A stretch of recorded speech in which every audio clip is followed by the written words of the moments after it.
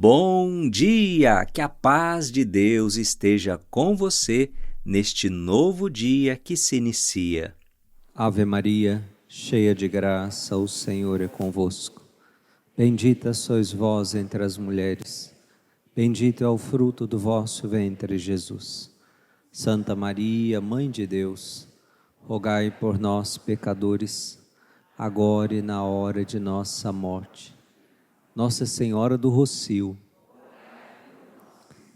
Meus queridos irmãos e irmãs, nesse 18º domingo do tempo comum, nós nos colocamos diante desta mesa para a refeição espiritual da Santa Palavra de Deus. Nesta liturgia que nos fala tanto de comida, né? Talvez você até estranhou, né, padre, mas que tanto fala de comida nas leituras. Primeira leitura falando de carne, depois Jesus do pão, e com isso nós vamos compreendendo também a Santa Missa, como um banquete onde nós fomos chamados, e aqui nós estamos, somos os convivas do Senhor, para nos nutrirmos do pão da palavra, do pão da Santa Eucaristia, como irmãos do Senhor, filhos desse Pai eterno. Por isso, disponha a sua alma para esta refeição espiritual. Que nada te perturbe, que nada tire a sua concentração, que nada tire a sua, o seu foco desse momento. Quantas vezes são tantas dispersões que nós trazemos, agitação do mundo, e às vezes nem na missa, nós conseguimos aquietar a alma para poder fazer a experiência mesmo de uma refeição espiritual. Peça essa graça ao Senhor, seu anjo da guarda. Ele está aí, do seu ladinho, você não está vendo, mas Ele está aí. A Virgem Maria que está conosco, nossa mãezinha querida. Meus irmãos e minhas irmãs, quem se lembra do Evangelho de domingo passado? Agora eu peguei vocês, hein? Padre, não faz pergunta difícil. Não, é de domingo passado. Difícil fosse retrasado, não é? Quem se lembra? Sim ou não? Jesus fez o que domingo passado? Multiplicou os pães. Não tinha lá o menino? Quantos pães? E 2 peixes. Ele teve que dar tudo. Mas esse tudo que era o tudo dele, mas era quase nada para uma multidão. Jesus fez o milagre acontecer. E o povo gostou ou não gostou? Tanto é que eles queriam proclamá-lo rei. E aí Jesus, deu no pé. Estou fora. Esse negócio não é para mim não. O meu reino não é deste mundo. E aí então o evangelho de hoje continua. Eu falei para vocês, todo mês de agosto, esse capítulo 6 de São João. Aí a multidão viu que Jesus não estava mais ali, viu que Jesus tinha dado no pé, nem os discípulos de Jesus, sumiu todo mundo, cadê? O que eles fizeram? Subiram nas barcas e foram à procura de Jesus em Cafarnaum. Era o quartel-general de Jesus, a casa de Pedro, lá em Cafarnaum. Quando encontraram Jesus do outro lado do mar, como quem não quer nada, para dar uma disfarçada, eles perguntaram assim: Mestre, quando você chegou aqui mesmo? E aí Jesus sacou, Jesus que não é bobo nem nada. Jesus fala, meio que dizendo assim: precisa disfarçar não, eu sei porque vocês estão aqui. Estais me procurando não porque vistes sinais, porque até a multiplicação dos pães, eles iam atrás de Jesus porque viam sinais, milagres, curas, libertações. E porque Jesus tinha uma palavra poderosa. Mas quando eles viram Jesus multiplicar pão, aí eles foram atrás de Jesus, não pelos sinais, mas porque comestes e ficastes satisfeitos. Ou seja, bucho cheio, a gente quer mais, faz mais milagre, multiplica mais pão, acabou, estamos com fome de novo. E viestes aqui não pelos sinais, mas porque comestes e ficastes satisfeitos. E Jesus sabia que isso ia acontecer. Jesus não dá ponto sem nó. Aí que ele entra, né? Jesus, morderam a isca. Morderam a isca, agora eu vou puxar o anzol, vou pescar esse povo. Esforçai-vos, não pelo alimento que se perde, ou seja, vocês comeram alimento, mas vocês estão com fome de novo. Esforçai-vos, não pelo alimento que vocês comem e ficam com fome de novo. Esforçai-vos pelo alimento que permanece até a vida eterna e que o Filho do Homem vos dará. Ou seja, Jesus começa a falar de um outro alimento misterioso. Todo mundo, ei, como? Kuma? Aonde? Que alimento é esse? Um alimento que o Senhor vai dar e que permanece até a vida eterna? Como assim? E Jesus então começou, a instigá-los essa curiosidade santa por um alimento espiritual, por um alimento até então que eles não conheciam. E aí eles começam a conversar sobre a obra de Deus e Jesus fala: a obra de Deus é que acrediteis naquele que Ele enviou. Que sinais realizas, Jesus, para que possamos crer em Ti, nessa Sua palavra? Faz algum sinal para a gente ter assim confiança de que você realmente está falando, o que você está falando é a verdade. Os nossos pais comeram um pão, comeram um maná no deserto. Os nossos pais, eles estão falando dos antepassados, do povo no Antigo Testamento, que lá durante os 40 anos entre o Egito e a Terra Prometida, eles ficaram 40 anos no deserto, e nesse deserto, Deus deu a eles um maná, um pão, um orvalhado descido do céu. Os nossos pais comeram o maná no deserto. Então, qual é o sinal que você realiza? E aí Jesus vai dizer: os vossos pais comeram o maná no deserto, mas morreram. Eu tenho um pão, eu tenho um verdadeiro maná que eu vou dar para vocês. E quem comer desse maná, desse pão, viverá eternamente, não vai morrer.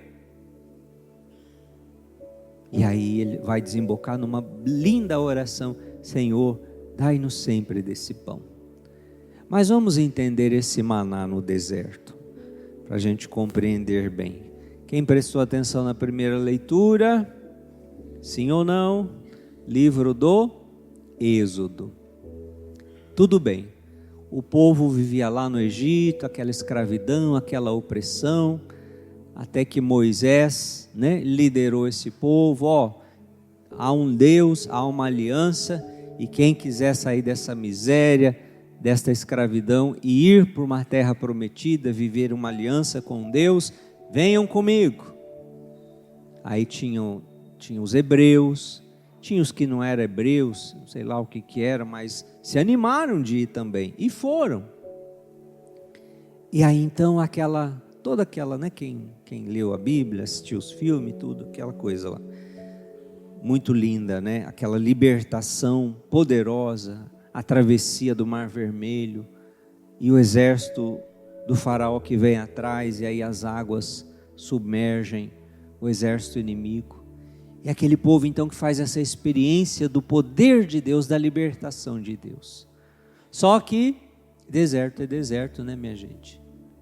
Deserto não é conforto, deserto não é vida boa, não é, né, luxo, deserto é deserto. E não foram 40 dias, foram 40 anos. Quantos que saíram do Egito pereceram, não entraram na terra prometida? Moisés entrou na terra prometida, sim ou não? Não. Ele avistou. Sobe aí, Moisés. Olha lá, está vendo? Tudo aquilo que os teus olhos estão vendo é a terra prometida. Mas tua missão termina aqui. Hoje você morre. Você não vai entrar. Mas o teu povo vai. Josué vai. O teu sucessor. Olha que coisa, gente. Como é as coisas de Deus, não é? A gente constrói, mas não é a gente que vai usufruir. Ele usufruiu na eternidade, ele entrou em outra terra, muito melhor. Mas ele, né, foi à frente para que um povo entrasse. Só que nesse deserto, nesse tempo todo, tinha muita provação, tinha escassez, a água era difícil, o alimento era difícil. E aí o povo começou o quê? A murmurar. Oh, maldita murmuração, hein? É a linguinha, é a reclamação. Começaram a murmurar contra Moisés, começaram a murmurar contra Arão. É a reclamação. Quem dera que a gente tivesse morrido lá no Egito e não tivesse vindo para esse deserto. Lá tudo bem, não era mil maravilhas. A gente era escravo? Era, mas sentávamos junto às panelas de carne, comíamos com fartura. Mas você trouxe a gente para esse lugar miserável, para matar a gente de fome? Então olha o argumento do povo. Entenderam a lógica? Entenderam? Quer dizer, entre a liberdade, mas você está livre, mas claro, você tem que passar por um processo de purificação. E vai ter a escassez, e vai ter a provação. Entre essa liberdade e a escravidão, que é horrível ser escravo, mas na escravidão, panelinha de carne, enche o bucho, aí então, eu prefiro ficar escravo. Quanta gente assim, quanta gente que prefere viver no Egito, meus irmãos, porque tem uma recompensazinha, porque tem umas migalhas que o encardido vai dando, de prazer, né? De uma coisa momentânea, de um conforto, de um poder, entre aspas, de uma fama. E a pessoa está vivendo aquela escravidão, oprimida, o vazio existencial, mas ela tem alguma coisinha ali que está dando uma satisfação, ainda que seja passageira, e ela se apega àquilo, e ela se agarra àquilo, e ela diz assim: eu prefiro viver nisso aqui, do que ser livre, mas uma liberdade que eu tenho que sofrer. Quanta gente vivendo assim, vivendo no pecado, e às vezes vivendo, meus irmãos, conscientemente, por livre, espontânea vontade, por escolha própria, porque prefere a escravidão com a panela de carne, do que a liberdade, às vezes tendo que, né, ser mais vegetariano, vamos dizer assim, né? Ainda que seja um momento da nossa vida.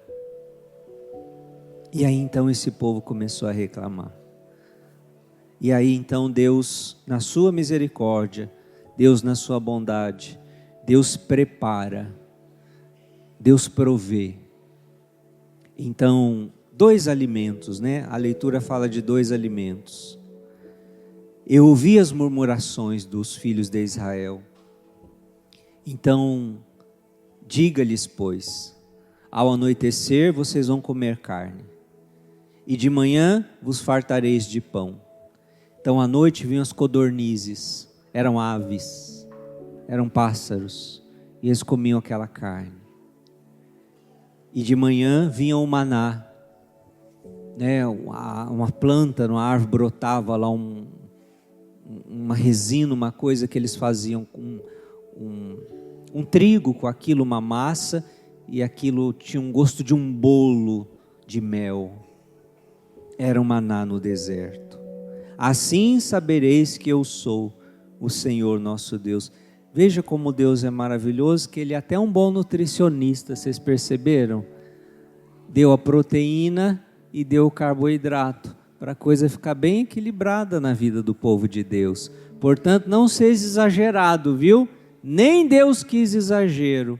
Seja equilibrado, né? Saiba fazer assim, tudo dentro de um limite, de um equilíbrio na vida. Não é para ficar com privação das coisas, não é para... Claro, tem uma quaresma, tem uma penitência que você faz e faz muito bem, mas no dia a dia da vida, o importante é você ter um equilíbrio, né? Não é ser exagerado numa coisa e descompensado na outra, né? Deus não quer isso.